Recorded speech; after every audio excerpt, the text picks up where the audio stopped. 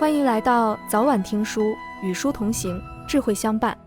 今天我们要为你解读的是改变自己，副标题是心理健康自我训练。在正式介绍书的内容之前，我先给你讲个故事。特蕾西是个销售员，今年48岁，还没有结婚。在接受心理治疗时，他说道：我一生都在努力，但到现在却一无所有。我住在破旧的小公寓里，每天除了上班就是喝酒吃零食，生活颓废。我担心死亡，担心生存，更担心后半生会一直孤独。医生建议我服用抗抑郁药物，但吃药能改变什么呢？生活状况不会因为药物而改变。医生还说我的身体状况很差，建议我改变生活习惯。这简直是笑话，我就是靠这些生活习惯活着。我就是这样一个固执、自毁的人，注定要独自凄凉的生活。说到这里，特蕾西痛苦地问治疗师：像我这样的人还能改变吗？他的治疗师，也就是本书的作者约瑟夫·卢斯亚尼，告诉特蕾西，他所有的问题都是源于长期的消极心理。消极心理看似难以改变，其实不过是一种习惯性思维，而这种思维的根源是不安全感。生活中，你可能也遇到过这样的人，他们看起来非常冷漠，总是把自己封闭在孤独的壳里。但实际上，他们只是不能接受与人深交后失去控制的感觉，这让他们觉得很不安全。顾城在《避免》这首诗中写道：你不愿意种花，你说我不愿看见它一点点凋落。是的，为了避免结束，你避免了一切开始。这首诗正好反映了由于不安全感而产生的消极回避心理。虽然习惯性思维很难改变，但只要找到方法，还是可以纠正的。今天我们要讲的《改变自己》这本书，正是作者总结的治疗消极心理的经验。作者认为，我们可以通过有技巧的自我对话，来消除那些让人厌倦和绝望的消极心理。按照书中的方法进行自我测试和训练，你会发现，那些让人充满不安全感的思维习惯是可以被纠正的。本书的作者约瑟夫·卢斯亚尼是国际知名的心理咨询与治疗专家，拥有超过30年的临床心理治疗和咨询经验。他在书中制定了一套5步骤心理治疗方法，专门针对大多数受不安全感困扰的人群，帮助他们走出消极心理，找回人生。接下来，我将为你介绍这本书的3个重点内容。第一，不安全感并不是天生的，而是一种坏习惯。第二，试图把生活完全控制在手中，反而无法带来安全感。第三，通过5个步骤的自我训练，如何摆脱不安全感的支配。我们先来看第一部分的内容，为什么不安全感不是先天的，只是一种坏习惯。首先，我们先明确一下，不安全感并不完全是坏事。就像适度的紧张可以帮助演讲者集中注意力，更好的发挥一样，适度的不安全感也是人奋斗和发展的动力之一。但是过犹不及，一个人内心的不安全感一旦过度，就会导致心理问题。在这里，作者认为，没有人天生就缺乏安全感，不安全感是在后天的生活中逐渐形成的。说到这一点，可能有人会有不同意见。不对呀，我们家的小孩，其中一个从小就害羞，不敢尝试，对新东西感到恐惧，但是另一个就不会这样。这不说明不安全感就是天生的吗？这里你需要搞清楚的是，不安全感和性格倾向是有差别的。性格倾向是什么意思呢？就是你的基因倾向于某种生理或者心理特点。简单来说，有的人是易胖体质，比普通人更容易长胖；有的人天生内向或者外向；有的人具有数学天赋；有的人具有运动天赋，这些都是不同的性格倾向。但是不安全感并不是性格倾向的一种，也并不能说具有某种性格倾向的人注定缺乏安全感。这就好比2个人拿着同样的相机拍照，他们拍出来的照片可能是截然不同的，是不同的聚焦决定了相片的内容，而不是相机决定了相片的内容。那么，不安全感是如何产生的呢？它产生于我们的幼年时期，与我们对周围环境的判断有关。每个孩子在成长的过程中，都会遇到超出自己理解范围的问题，这些问题可能让他感到非常无助或者受到创伤，不安全感就形成了。举例来说，一个比较情绪化的小男孩在班里被嘲笑是妈宝，她可能会因此不敢在人前表露自己的情绪，认为表现情绪是错误的、不好的，从而变得越来越情感冷漠。而一个凡事都被苛求完美的小孩，可能因此变得不敢犯错，认为自己只能表现好，不能表现不好等等。所以，不安全感其实是成长过程中的一种普遍现象，准确来说，它是不可避免的。因为每个小孩都不可能拥有完美的成长环境，总会碰到这样那样的问题。并且，我们需要注意的是，不安全感其实是对现实认知的一种扭曲。如果不加以干预的话，不安全感会在你心里逐渐加深，成为你个性的一部分，影响你的思维习惯和认知习惯，进而影响你的生活。每个人生活中都会面临新的挫折和困难，但是在不安全感的驱动下，人更容易将现在的问题与以前，尤其是童年时期无法应对的问题相对比，从而产生负面的心理感受，影响自己对事实的判断。举个例子来说吧，有一位同学，他从小体型就比一般同学肥胖，在小的时候，他就不止一次遭到同学的嘲笑和奚落。这件事情在他心里留下了阴影，因此长大以后，他对自己的体重有非常深的不安全感。在和朋友相处的时候，一旦对方谈及体重的话题，即使没有恶意，他仍会非常介意，结果闹得不欢而散。上面这个例子还只是不安全感影响生活的一个比较轻微的表现，有些人甚至会被不安全感搅得没有办法正常生活。比如说，焦虑就是最典型的一种由不安全感引起的习惯性思维方式。受不安全感支配的焦虑心理和我们正常的担忧心理很不一样。焦虑会不断引导人做坏的打算，而担忧则是引发人去考虑解决方法。比如，同样是生病，担忧的人可能会想，如果明天还没有好转，我真得去医院看看了。焦虑的人则会不停地担心，万一问题很严重，可怎么办呀？同样是赶时间，担忧的人可能会想怎么才能尽快到达，焦虑的人则满脑子都在想，完了，赶不上了，领导得骂我了吧。说到这里，想必大家都看出来了吧，被不安全感支配的、充满焦虑思维的人，他们没办法对问题做出客观的判断，他一味地担心问题，却并不去解决问题。而且他的担心都是基于对事实的误判和扭曲，事情还没搞清楚，就先给自己一个最坏的结果。这么一来，问题更没办法解决，他也就更担心，陷入死循环。好了，上面就是为你讲述的第一个重点内容，不安全感并不是先天的，而是在后天的生活中逐渐形成的，一般形成于儿童时期受到的创伤。由于不安全感是基于对事实的扭曲和误判，所以一旦让不安全感成为习惯，往往会影响你的思维和认知，严重的话，甚至会干扰你的正常生活。那么，如果对生活有准确的认知和判断，是不是就能摆脱不安全感，得到安全感呢？这就是我们接下来要说的第二部分内容，为什么试图把生活完全控制在手中，反而无法给人带来安全感呢？在讲这部分内容之前，我们先来讲一讲控制这个概念。这里需要强调的是，控制是人的一种本能。当人在处于危险中的时候，会出于本能保持控制，来使自己免于受灾难。比如，当我们举高一个婴儿，又突然把他从高处放下的时候，婴儿会出于本能紧紧抓住你的胳膊。对这个小婴儿来说，突然被放下就是一种失重、失去控制的危险状态，他紧紧抓住你的胳膊，就是他出于本能想保持控制不掉下去的表现。这种情况在其他场景中也是非常普遍的，比如落水的人拼命挣扎想抓住岸边的草，当你不小心摔了一跤，第一反应就是立刻抓住身边的东西等等。控制本来是一种有益的本能，能帮助我们免于危险，更好的生活。就好比下雨天，你管住自己不穿漂亮但不防水的鞋子，你的血压升高，你就注意自己的饮食，不乱吃东西等等。不安全感正是一种无助的、不受控制的、令人感觉到危险的感受。为了不在生活中感到不安，人也会本能地试图去控制生活，来获得心理上的安全感。但是，如果这种追求控制过了度，变成了试图把生活完全掌握在手中的执念，那就反而无法给人带来安全感了。举个例子来说吧，有一位28岁的女生，她的童年生活很幸福，她有一个和睦的家庭，爱她的父母，朋友们也都喜欢她。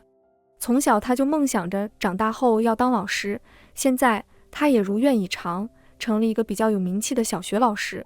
看起来一切都很顺利，他也没有什么烦恼。但是在如愿当了老师之后，他反而变得压力非常大，常常感到焦虑和不安。这是为什么呢？原来他有一个非常严苛的爸爸。在他小的时候，爸爸要求他必须事事优秀，才会表扬他。事实上，他是非常没有安全感的，因为他认为一旦自己表现不好，爸爸就不会再爱他了。虽然之后他的生活都是一帆风顺，但小时候的这种创伤仍留在他的心里，并没有消失。所以他一直通过当个乖孩子来控制别人对他的爱，以至于这成了他的一种执念，成了他安全感的来源。于是当他在学校面对一群不受控制的学生时，自然就感到了无助和焦虑。这其实是控制生活的策略之一，追求完美。追求完美本没有错，但如果对完美产生必须达到的执念，那么这个人往往就会过上苛刻的生活。任何的批评和责怪对于他们来说都变成了太不安全、太难以接受的事情。因此他们必须每件事情都做到完美，只有这样别人才不会说什么，只有这样我才是安全的。但是需要明白的是，你并不能控制别人对你的评价，使自己永远处于正面评价中。当然你也不能真的成为完美的、无可挑剔的人。当面对不安全的环境的时候，还有一种控制的策略，那就是回避。比如放下手头的工作，出去散个步放松一下，与得了流感的人保持距离，免得被传染，拒绝朋友的邀请，因为你已经很累了。这里的控制是通过控制自己的行为，将自己与危险隔离开来。但是一个内心充满不安全感的人，也会把自己与生活隔离开来。生活中你肯定会遇到这样的人，他看起来感情非常冷漠，无论别人对他多么热情，他都好像不太愿意和别人深交，只把自己关在孤独的壳里面。但实际上他只是不能接受与人深交之后不受控制的局面，这对他来说是非常不安全的。追求完美或者回避，都还只是通过控制个人的行为来控制生活。还有一种控制是试图控制自己所处环境中的人和事，这种控制采取的主要策略就是欺骗。这里需要说的是，有3种不同程度的欺骗，分别为白色谎言、灰色谎言和黑色谎言。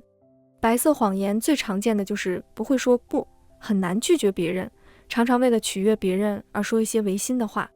比如朋友让你凌晨4点去机场接他，你明明不想答应，却为了让对方高兴，为了控制住你们的友情，硬着头皮答应。灰色谎言则是由于失信于人，所以靠撒谎来挽回。他认为通过撒谎可以掩盖自己的错误，重新获得别人的信任。黑色谎言则是有意地进行欺骗了。无论哪一种，其实都是不能真实的面对生活，在不安全感的劫持下，试图保持自己对生活的控制的表现。但是慢慢的，你会发现这个世界上并不存在一劳永逸的控制生活的策略。越是执着于控制生活，生活反而越是不受控制，你的内心也就越是无法获得真正的安全感。追求完美并不是一个可以实现的目标，回避也不能让你的情感一点都不受挫，相反，你还不得不忍受孤独。至于欺骗，总会有被揭穿的那一刻。好了，上面就是为你讲述的本书的第2个重点内容。不安全感让人想要去控制生活，但是生活是不受控制的。想通过控制生活来获得心理的安全感，本身就是不正确的做法。那么，怎样的方法才是正确的方法呢？接下来，我们就来讲讲第3个主要内容，如何通过5个步骤的自我训练，摆脱不安全感的支配。5步骤心理治疗方法，又叫自我交谈法，是一套已经被临床证明行之有效的自我训练的方法。简言之，就是通过自我对话的方法，让每个人都可以找到自己心理上的问题所在，并且对症下药，自我修复。这些心理问题包括焦虑、抑郁、厌倦、绝望、慢性疲劳等情绪。既然是对症下药，那么我们首先要做的当然就是找准病症，也就是要学会识别自己心理上是否存在不安全感，并且学会正确评价它们。提及不安全感，可能大家或多或少都有感受，但是说到要识别这么抽象的东西，怎么都听起来不太可行吧？而自我对话的方法会帮助你找到不安全感在你生活中的具体痕迹，那就是你自己的语言习惯。例如，一个经常使用必须或者应该句式的人，往往容易陷入追求完美的困境；一个经常担心如果会怎么样我不能追的人，可能会产生回避心理；一个经常犹豫我要不要给他打电话吧，但万一他还在生气呢的人，或者经常内疚我如果不去接他，他应该会非常难过的人，往往过于在意他人的评价。这些语言习惯都暴露了你是一个内心存有不安全感的人。除此之外，更细致的判断则需要做一些具体的题目来进行测验了。需要说明的是，这个关于语言习惯的自我测验并没有对错之分，这种分析并非是一种严格的计算，而只不过是辅助你识别和正确评价它们，并且你需要反复进行自我对话的测验以及重新评估。学会识别自己脑海中隐藏的不安全感，还只是自我训练的第一步。识别出不安全感之后该怎么做呢？这就是下一步，你需要将自己一分为二，区分清楚哪个你是拥有健康思维的你，哪个你是充满不安全感的负面思维的你。简单来说，你需要区分清楚你脑海中哪些想法是基于事实，而哪些想法则完全是你的假想。